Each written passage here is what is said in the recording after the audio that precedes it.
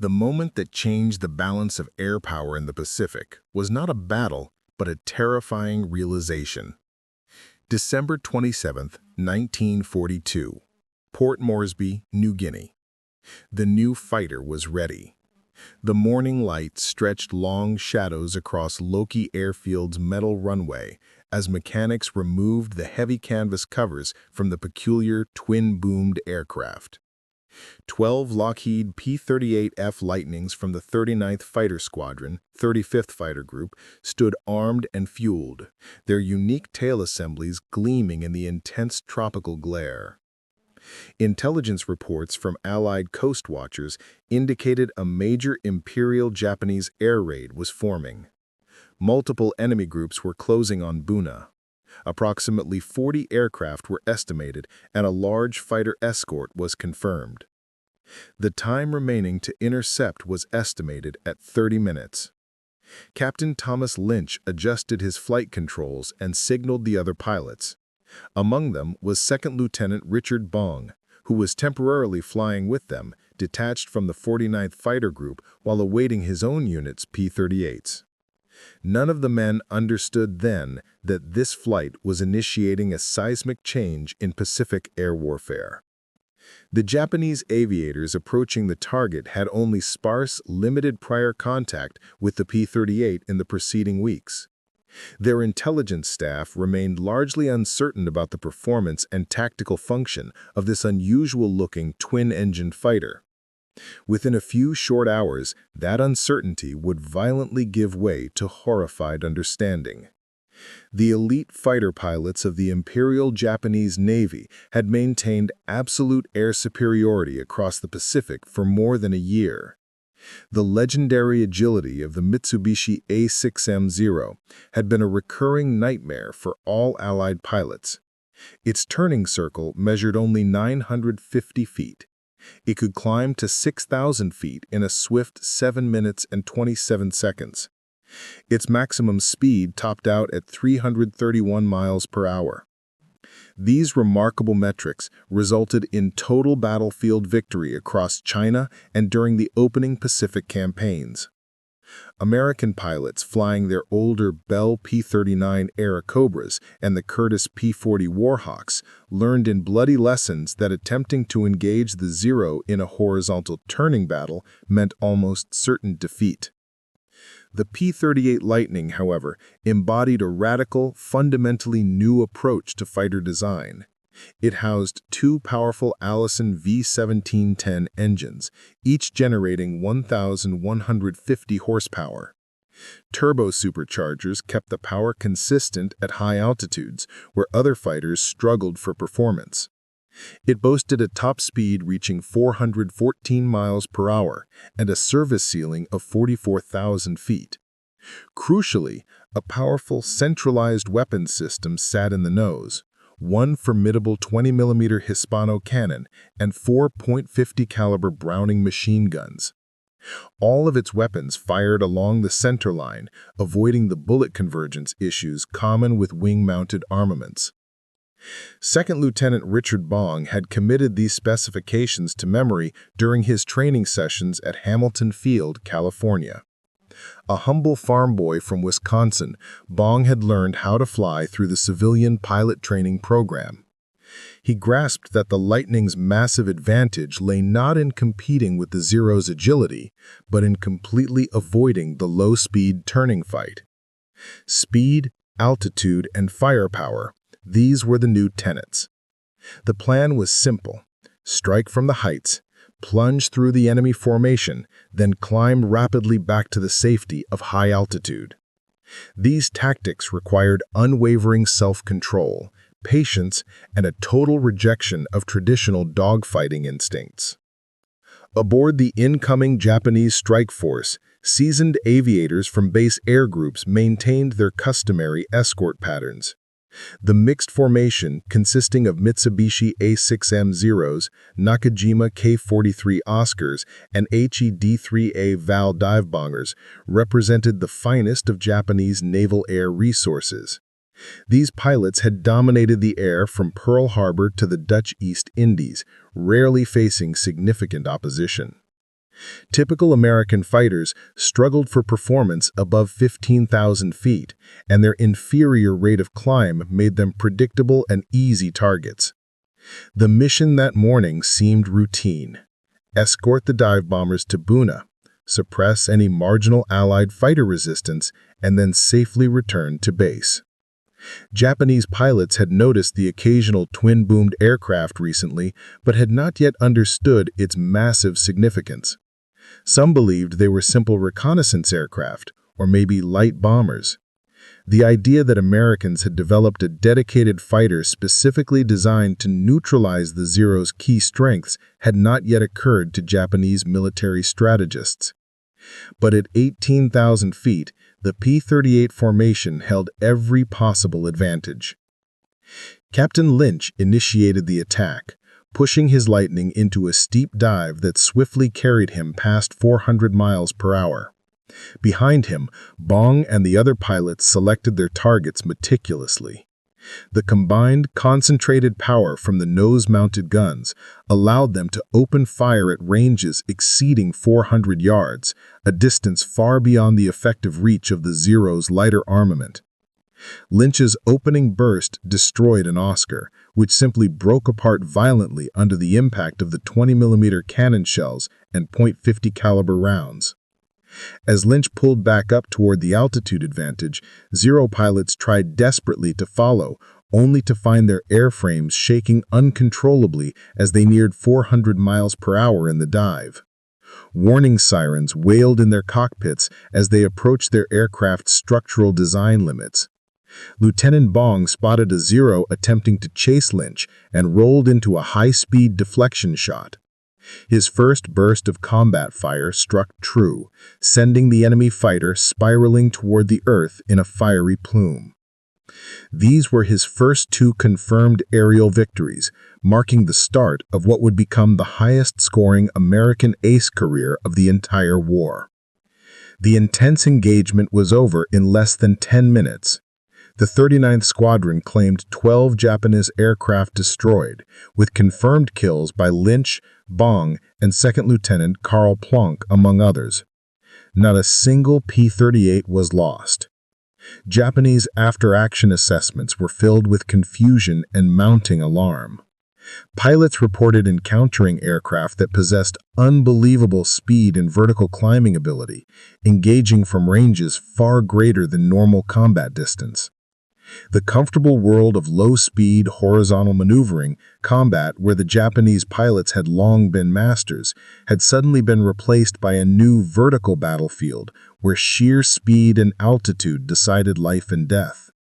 This dramatic transformation sent shockwaves of dread through Japanese Naval Aviation Headquarters at Rabaul.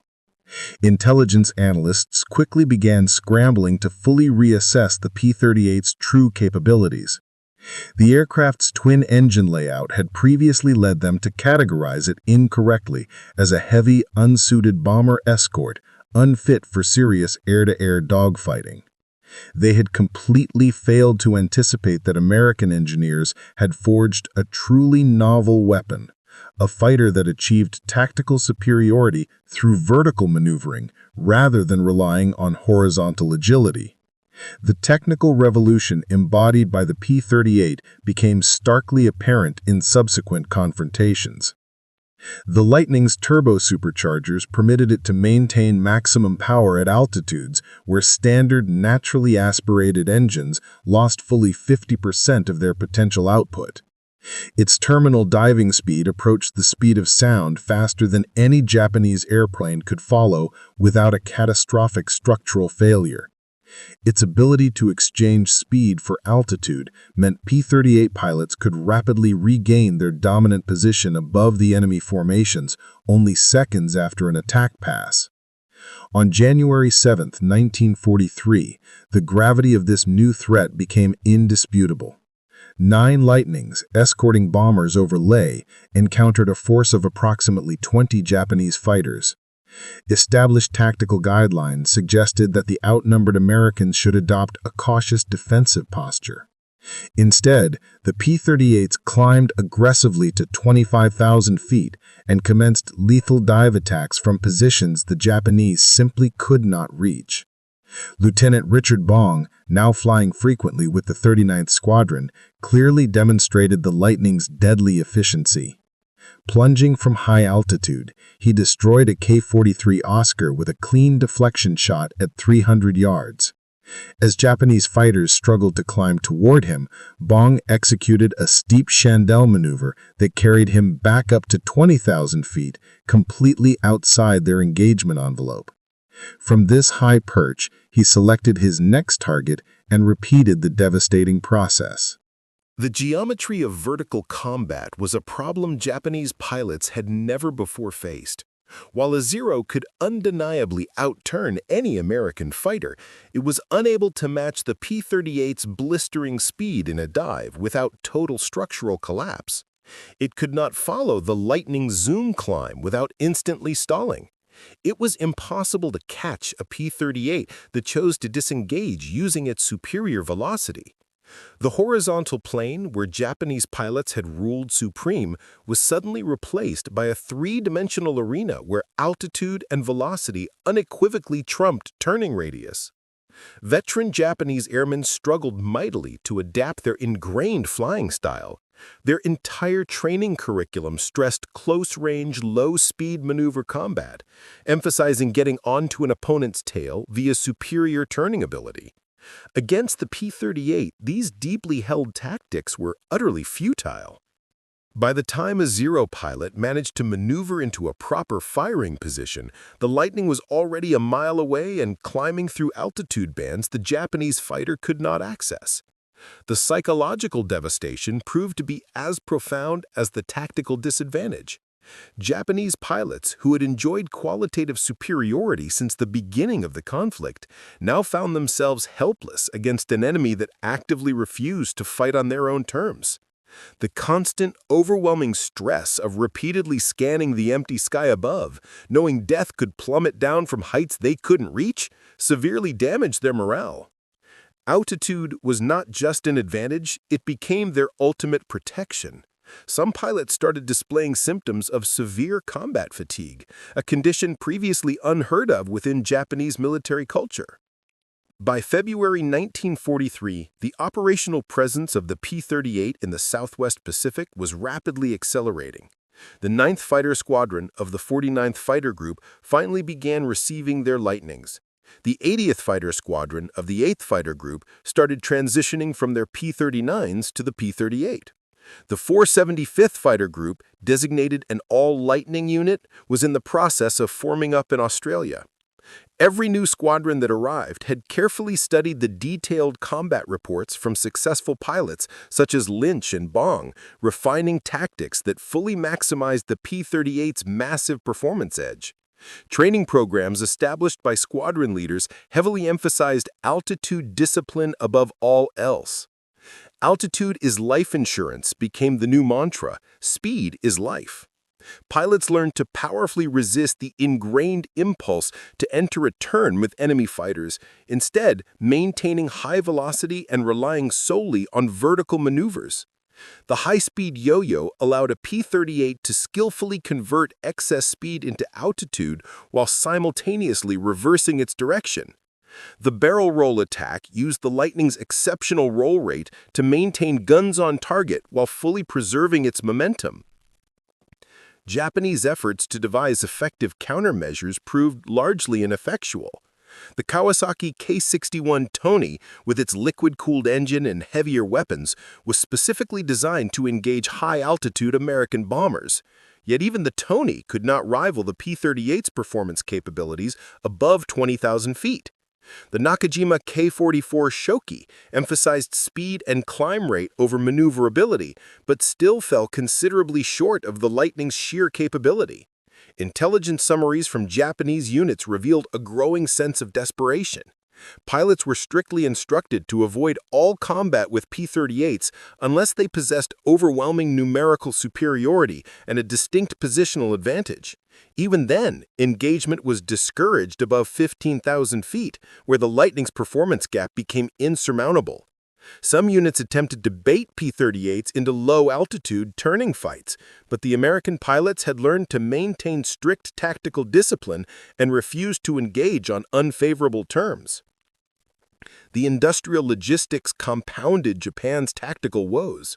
Lockheed's massive production line in Burbank, California, was achieving unprecedented efficiency. By March 1943, the facility was delivering an average of 10 P-38s every single day. Each aircraft demanded approximately 37,000 man-hours to construct, but America's vast industrial capacity ensured this investment was fully sustainable. Japanese aircraft production, already hampered by critical material shortages and emerging bombing damage, struggled intensely just to replace routine combat losses. Disparities in pilot training standards widened the performance gap even further. American P-38 pilots arrived in the theater with a minimum of 300 or more flight hours, including 50 hours in the P-38 type. They had extensively practiced vertical tactics, instrument flying, and complex formation maneuvers. Japanese replacement pilots rushed through abbreviated training courses, averaged fewer than 100 total flight hours. Many had never flown above 20,000 feet before their first disastrous encounter with P-38s in combat. The strategic consequences of P-38 dominance were demonstrated vividly at the Battle of the Bismarck Sea in March 1943. Lightnings flew crucial top-cover protection for Allied bombers attacking a large Japanese convoy. When the Zero escorts climbed to intercept, the P-38s executed flawless vertical tactics, destroying numerous Japanese fighters while preventing any organized defense of the convoy. 8 vital transport ships and 4 destroyers were quickly sunk, inflicting a crushing, irreversible blow to Japanese reinforcement efforts. Among the P-38 pilots securing dominance over the Solomons, several aviators achieved legendary status. Captain Thomas Lynch of the 39th Fighter Squadron refined vertical tactics into a fine art, eventually claiming 20 confirmed victories before his death in March 1944. Lieutenant Richard Bong continued his extraordinary scoring run, showcasing an almost supernatural ability to position his P-38 for perfect deflection shots. In August 1943, another name joined the ranks of the Lightning Aces. Lieutenant Thomas McGuire, attached to the newly formed 475th Fighter Group's 431st Fighter Squadron, achieved his initial victories on August 18th over Wewak. Flying high cover for bombers, McGuire's flight ran into about 20 Japanese fighters. In his very first combat engagement, McGuire shot down 2 Ki-43 Oscars and 1 K-61 Tony, remarkably becoming an ace in just 2 days after adding 2 more victories on August 21st. McGuire's personal combat doctrine emphasized relentless aggressive vertical tactics and pinpoint gunnery accuracy. He later authored a highly influential manual titled Combat Tactics in the Southwest Pacific Area that quickly became mandatory reading throughout the entire 5th Air Force. His techniques included the McGuire roll, a high-speed barrel roll that maintained defensive position while fully preserving forward momentum. The vertical reverse used the P-38's stunning climb capability to reverse positions against the pursuing enemy. The strategic implications stemming from P-38 air supremacy stretched far beyond individual dogfights. The Lightning's operational range, which exceeded 1,000 miles when equipped with drop tanks, allowed American planners to strike Japanese bases previously considered safely secure. Fighter sweeps could now reach the vital base of Rabaul all the way from New Guinea, ensuring air superiority well before the accompanying bombers even arrived. The ability to escort bombers throughout their entire mission profile successfully eliminated the vulnerability windows the Japanese interceptors had previously exploited. On April 18, 1943, the P-38's unique capabilities made possible one of the war's most historically significant missions. American codebreakers had successfully intercepted Admiral Isoroku Yamamoto's precise travel itinerary for an inspection tour across various Solomon Islands bases. The mission to intercept him would require an extraordinary 435-mile flight over open water from Guadalcanal, demanding flawless navigation without visual landmarks and exact timing to arrive at the intercept point precisely as Yamamoto's aircraft passed through. Only the P-38 possessed the requisite range, speed, and navigation equipment required for such a daunting mission. Major John Mitchell of the 347th Fighter Group commanded 16 Lightnings on the longest fighter intercept mission of the entire war. Flying extremely low, right at wave-top height to avoid radar detection and maintaining strict radio silence throughout, the P-38s navigated entirely by dead reckoning for over 2 tense hours. Mitchell's navigation proved absolutely perfect. At 0934, precisely according to plan, Yamamoto's 2 Mitsubishi G4M Betty bombers appeared with their 6 escorts. Captain Thomas Lanfear Jr. and Lieutenant Rex Barber immediately rolled into their attack as the top cover flight engaged the escorts. Barber's concentrated fire sent the Admiral's bomber plunging into the jungle below, killing Japan's most brilliant naval strategist and delivering a devastating psychological blow to Japanese morale. The psychological shock of this incident echoed through the highest levels of Japanese military command.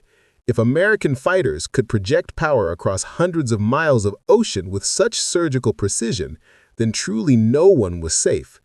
The myth of Japanese military invincibility, already severely damaged by Midway and Guadalcanal, suffered another crushing defeat. The P-38 had demonstrated not only tactical superiority, but also a strategic reach that Japanese planners had fundamentally failed to anticipate. Following the death of Yamamoto, Japanese fighter tactics underwent a desperate, sweeping revision. Pilots were now explicitly instructed to attack P-38s only when they possessed a clear altitude advantage, numerical superiority of at least 3-1, and total surprise. Even under these conditions, engagement was meant to be brief, with immediate disengagement mandatory if the initial attack failed. These new defensive tactics represented a complete reversal from the aggressive fighting spirit that had previously characterized all Japanese fighter doctrine. The introduction of new Japanese aircraft failed entirely to restore any kind of balance. The Kawasaki Ki-84 Frank, appearing in late 1943, could match the P-38's speed at medium altitudes, but it remained entirely incapable of competing above 25,000 feet. The Mitsubishi J2M Raiden emphasized vertical climb rate and high-altitude performance, but it sacrificed essential combat range and maneuverability. Neither aircraft appeared in sufficient numbers to seriously challenge American air supremacy. By November 1943, the transformation was complete. Japanese daytime air operations over the Solomons had virtually ceased altogether. Naval vessels only attempted movement under the deep cover of darkness. Supply lines to forward bases were restricted to submarines and fast destroyers making hurried nighttime dashes. The proud Japanese Naval Air Force that had swept across the Pacific in 1941 and 1942 had been severely reduced to nervous, furtive defensive operations. The combat statistics painted a very grim picture. In the period since major P-38 operations had commenced, Japanese fighter units in the Solomons and New Guinea had suffered catastrophic, unsustainable losses. The 251st Air Group, which started 1943 with 80 pilots, retained only 10 of its original members by year's end. The 204th Air Group lost a staggering 70% of its pilots in just 6 months. The 582nd Air Group was pulled entirely from combat after losing 80% of its aircraft in 4 months of relentless operations against P-38-equipped American units.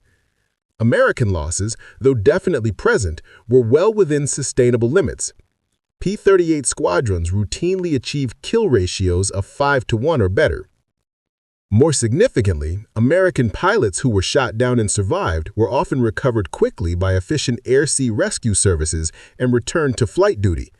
Japanese pilots who went down over the vast ocean usually drowned. American aircraft sustaining combat damage were often repaired and returned to service. Japanese planes with comparable damage were frequently abandoned due to an acute lack of critical spare parts. The industrial advantage continued to widen. By December 1943, Lockheed had delivered over 2,000 Lightnings to combat theaters. Monthly production now exceeded 400 aircraft. Japanese production of all fighter types barely reached 500 per month, and many of these were held back to defend the home islands. The arithmetic of attrition warfare had become inescapable. Training standards diverged even further. American P-38 pilots arriving in late 1943 possessed extensive training in vertical tactics, instrument flying, and long-range navigation.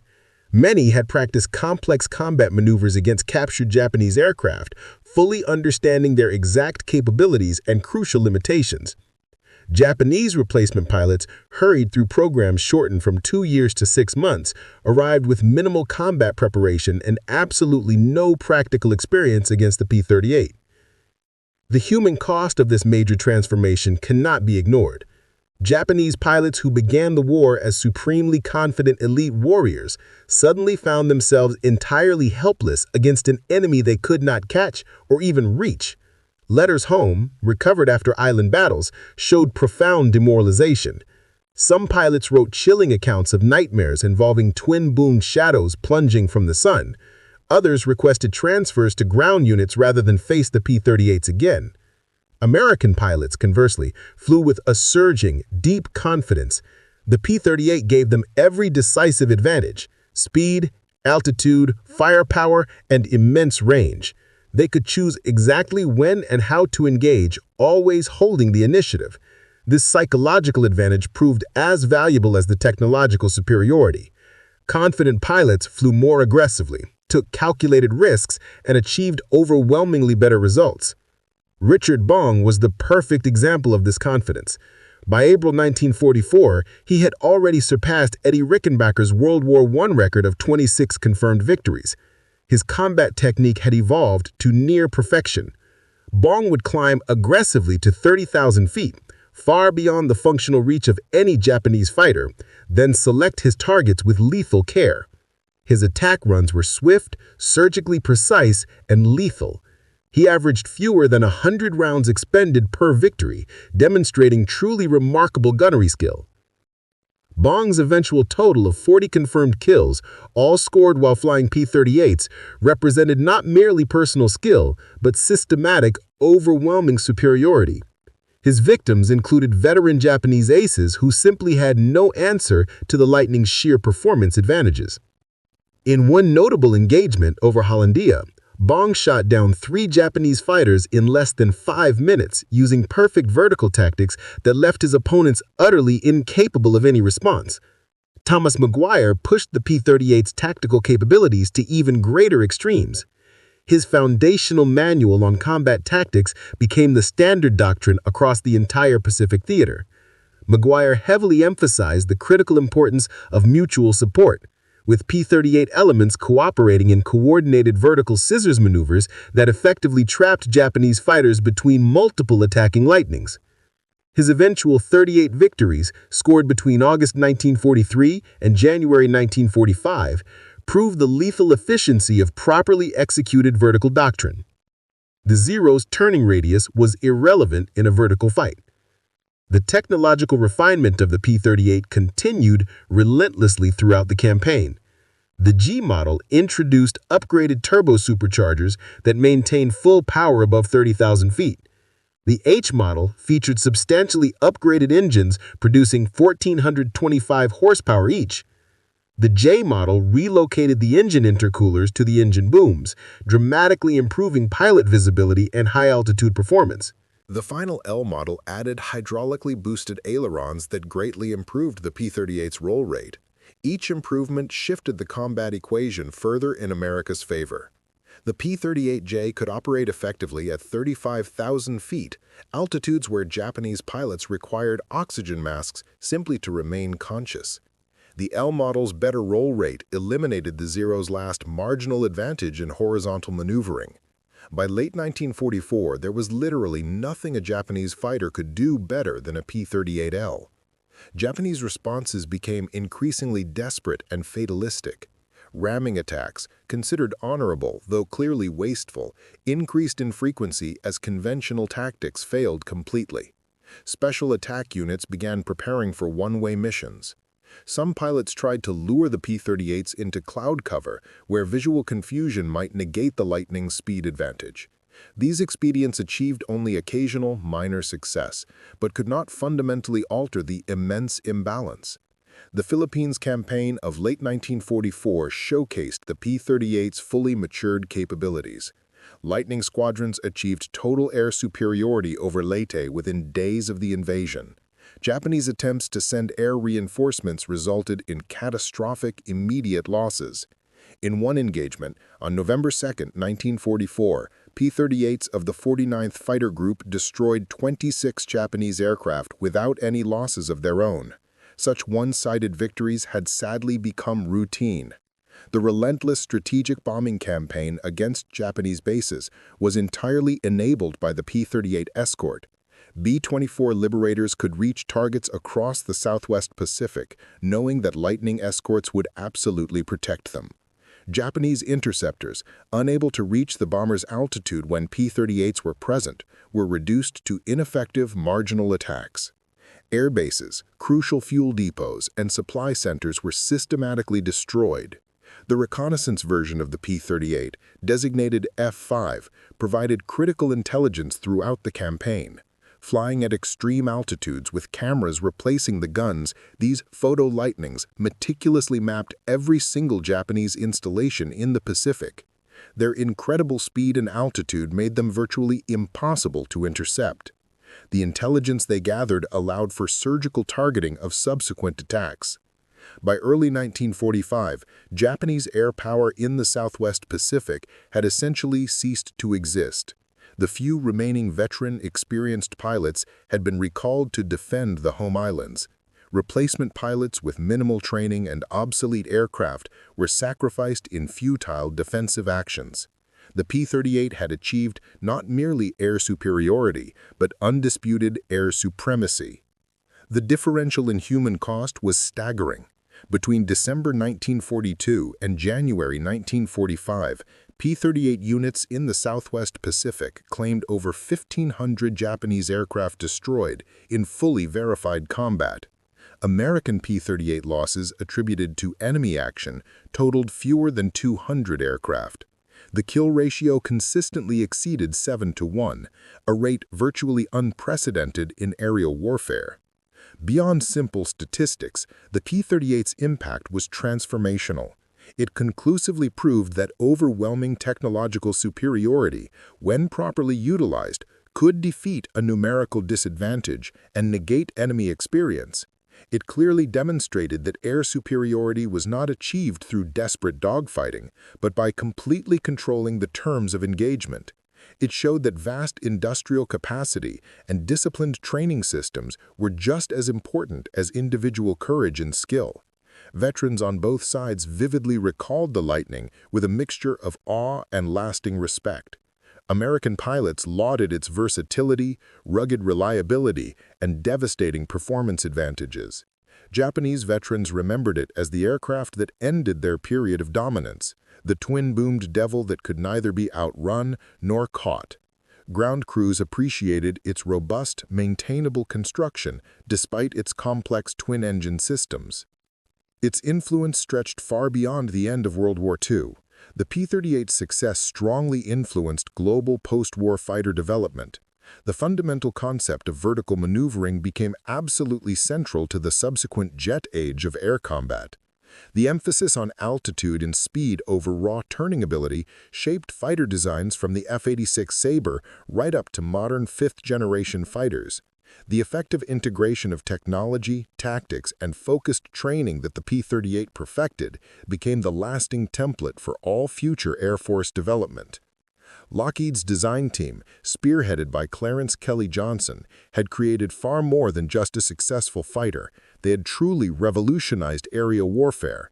The P-38's unique configuration, born from the necessity of housing two engines and complex turbo superchargers, produced capabilities that conventional single-engine fighters simply couldn't match.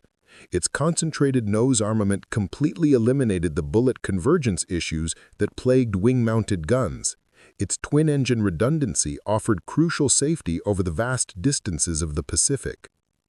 The pilots who bravely flew the Lightning carved their own legendary chapter into aviation history. Richard Bong's 40 victories remain the standing American record for aerial combat. Thomas Maguire's 38 victories and pioneering tactical innovations influenced fighter doctrine for generations to come. Dozens of other P-38 aces proved conclusively that with the right equipment and training, American pilots could dominate any aerial battlefield. Japanese pilots who bravely faced the Lightning displayed remarkable courage in truly impossible circumstances. Flying obsolete aircraft against overwhelming technological superiority, they continued to fight long after any realistic hope of victory had vanished. Their testimony regarding the P-38's impact offers invaluable historical perspective on the evolution of air warfare. The physical legacy remains scattered across numerous Pacific islands. Wrecked P-38s and Japanese fighters dot the dense jungles and shallow lagoons from New Guinea all the way to the Philippines. Each wreck site represents young men who perished in a brutal struggle that ultimately shaped the modern world. Local residents continue to find old ammunition, fractured instruments, and personal effects that testified to the raw intensity of these aerial battles. Museums worldwide preserve pristine examples of the Lockheed P-38 Lightning. Restored aircraft still fly at air shows, their distinctive twin-boom profile instantly recognizable. Veterans gather to share emotional stories of missions flown and comrades lost. Historians continue to study the decisive campaigns where the Lightning proved its worth. The aircraft that so profoundly shocked Japanese pilots in 1942 remains a towering icon of American aviation prowess. Modern military planning still strongly reflects the hard-learned lessons from those Pacific skies. Altitude and speed remain absolutely fundamental to modern fighter combat. Technological superiority must be precisely matched with appropriate tactics and training.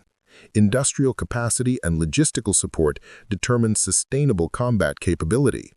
The integration of high-level intelligence, advanced technology, and operational execution that enabled the Yamamoto mission remains the enduring gold standard for precision strikes. The fundamental transformation from December 1942 to early 1945 was total and completely irreversible. The skies that once belonged entirely to the Zero now belonged completely to the Lightning. The Japanese Naval Air Arm, which had started the conflict as arguably the world's most capable air force, had been systematically destroyed. The myth of the Invincible Zero pilot had been permanently shattered by American technology and systematic training. We invite you to like this video and subscribe to WTT2 Deep Insights for more stories of the conflict. In the final analysis, the P-38 Lightning's impact went far beyond mere victory.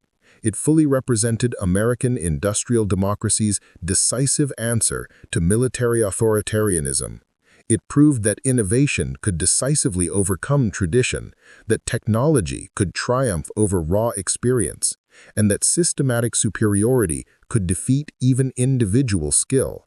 The twin-boomed fighter that Japanese aviators initially dismissed had changed the fundamental nature of aerial warfare forever. The campaign in the Solomon Islands, where the Lightning first surprised and shocked Japanese pilots, became the very crucible where modern air combat was born. Every subsequent jet fighter, every successful missile engagement beyond visual range, every precision strike guided by intelligence traces its lineage back to those desperate aerial battles fought above the tropical islands. The P-38 did not merely win a campaign, it transformed the very core of aerial warfare.